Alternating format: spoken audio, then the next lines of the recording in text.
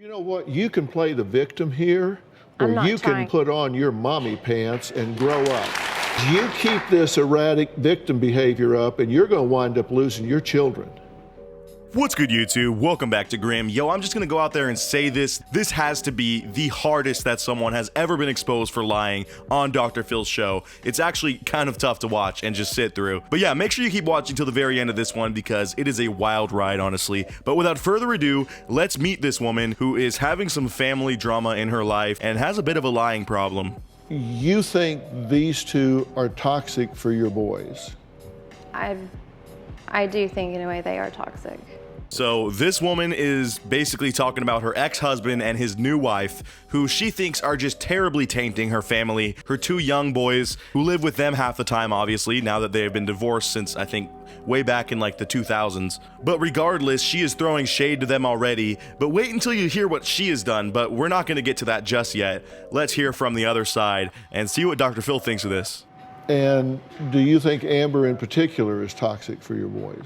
She tends to be the kind of instigator, the ringleader. And she's of course got to throw the new wife under the bus because she probably hates her guts and is salty that her man left her and found someone better and less crazy. But yeah, in her eyes, she's the ringleader of this thing and she's causing her boys to hate their own mother.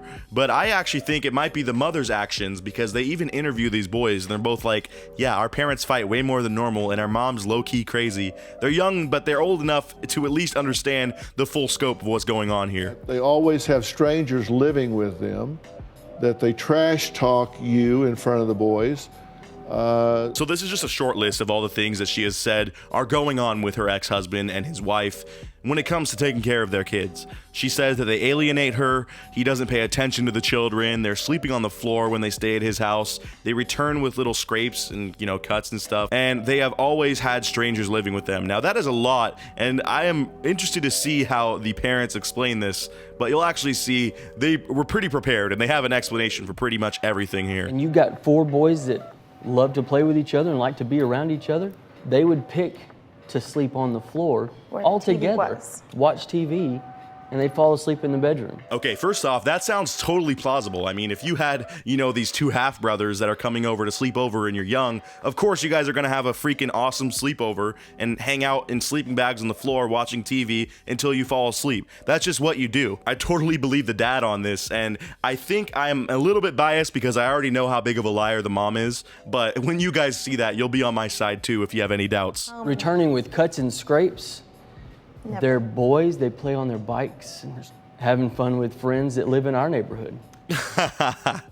And the dad has a perfect answer for that other part. He's like, yeah, obviously they're young boys. They're going out kind of sending it on their bikes and making mistakes sometimes.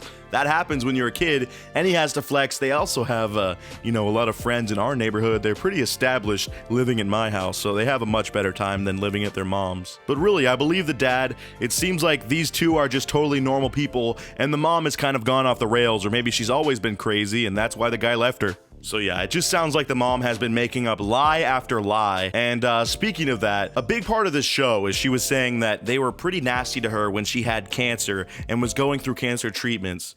And basically I have a bombshell for you. She faked the whole cancer thing and she gets exposed for it pretty hard. They actually show the full clip of her talking about it here. And let's just react to some of this and see how bogus it all is. I had precancerous cells, cervical, when we... Okay, stumble number one, she's having a bit of trouble trying to think of how to string these sentences along because she's making up a lie as she goes. She's never really been pressed for this information, and I don't know why she wasn't more prepared, but hey, dummy's gonna be dumb, I guess. Let's just see this train wreck continue. But then, about 4 years later, I ended up... How do I even go about that? I'm sorry.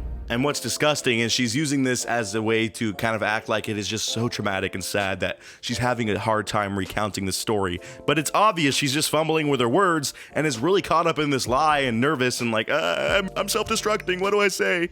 And at that time, I did lose my hair. But you didn't lose your hair, you shaved your head.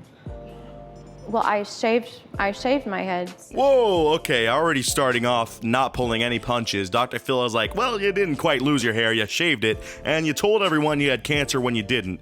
And he is very firm on this because, well, you're about to see, they came with the receipts and they have quite the amount of evidence against this woman actually ever having cancer. It's pretty fair to say that it was all a lie. You put our producer on the phone with a nurse from the Christus Trinity Mother Frances Hospital in your hometown, right? Yeah. So you're thinking to yourself, wait, they talked to the nurse. This is all good. Obviously, she gave them all the information that they're gonna need. Well, basically, she had her best friend call, and there is a lot of evidence against that. You'll see it slowly unravel, but it's absolutely mind-blowing that she thought she could get away with this and was this lazy with this massive lie. Look, if you're gonna act like you have cancer, which is the worst thing to ever do, don't ever fake that. Seriously, you're a terrible person. But if you're gonna do that for any reason, you gotta at least have it planned out and put a lot of effort in, because this isn't just a light lie that you can just skirt around. Was she involved in your treatment? Yes, I knew her from having visits there. So red flag number one, he asks her about 3 different ways to really have her explain herself. He's asking her, did this woman treat you with chemo and everything for your cancer? This nurse that you had our producer talk to. And she says multiple times, basically, well, she worked at the hospital and she didn't quite, help me, but she was around and I became friends with her. She's really cool. We asked for Sharon's work email so we can also get an email confirmation, and she wouldn't do that. She said she was worried that she would get in trouble. No idea why you would be getting in trouble for that, which is another red flag. Obviously, this friend wasn't very good at covering up this lie either. She should have employed someone that could have carried the story a bit better, if you ask me. But obviously, this is just fully unraveling at this point. But trust me, there's much more. It is even worse to watch. Like, this lady is already squirming in her seat. I don't know how she's not just imploding after this next part. Well, we had one more question for her, so we called back to that hospital and asked for Sharon Hodges. And yo, I'm gonna pause it real quick. I want you guys to guess what's about to happen. I'm guessing that you're pretty much correct if you're guessing what I'm guessing at this point. Let's just see. Okay. And they said there's no Sharon Hodges that works there. Dun dun dun! It's fully exposed. She made up this nurse. She never existed or worked at that hospital. But would you believe me if I told you there's still one more fact that Dr. Phil is hiding that is even worse? That makes this lie even sadder and cringier. I don't want to spoil anything more. Let's just keep going. It's so exciting. Who is Jenny? It's her best friend. One of my friends. Because when you called Sharon Hodges on your cell phone, the name Jenny came up in the screen. I just gotta pause real quick, man, and collect myself. There is absolutely no freaking way she is this dumb. So she dialed the number for what was supposedly this fake nurse that she claims is so real and helped her, or didn't help her with her treatment. She was just friends from the hospital. No idea why she couldn't get them in contact with the real nurse or doctor. But either way, when she calls this number, her best friend's name pops up in the contacts as the auto suggests, and it says Jenny, and the producer saw that. How could you be this idiotic, dude? You gotta be better at lying if you're gonna be trying a lie this difficult, all right? So, in my opinion, any sane person right now would be able to humbly take their L and just, you could take the crying route. That's what I'd probably do. I'd break down and be like, I'm so sorry. I'm a terrible person. I lied about the whole thing. That would be, the best way to do it, to keep at least some dignity. Not that there's any left if you fake cancer, but either way, she doubles down now, and her story to try to explain this is just the most ridiculous roundabout story that I've ever heard. And you can tell she's just doing it off the top, trying to think of this stuff improvisationally, and it's not working out at all. But you have Sharon in your cell phone under Jenny? I called Jenny's phone. I said, is this Sharon? She said, no, she said, this is Jenny, Carrie. I was like, oh my God. No way, dude. Because you always call someone and you're like, hey, is this someone that doesn't own this phone? That's just a totally normal thing to say. What is she thinking? So she called her friend, and instead of saying, hey, Jenny, she's like, hey, is this my nurse who helped me with cancer? And of course, Jenny was like, no, but I'm with her. You want to talk to her? Like, that's her story she's running with? Who's gonna believe that, lady? Come on. You gotta think. I know your brain's really small, but you gotta put more work into this. Why would Sharon be with Jenny? because we were all friends. Trust me, Dr. Phil, Sharon and Jenny, they're just attached at the hip almost. They're always together. We're best friends. We're a little bit of a trio. They call us the dirty trio. But regardless, I just knew they would always be together, and Sharon does this quirky thing where she doesn't charge her phone, so I just figured I'd call Jenny and ask for Sharon, okay? Move on from the story. We have no more to talk about this. It's all real. I have cancer. Does that not make sense? Not at all.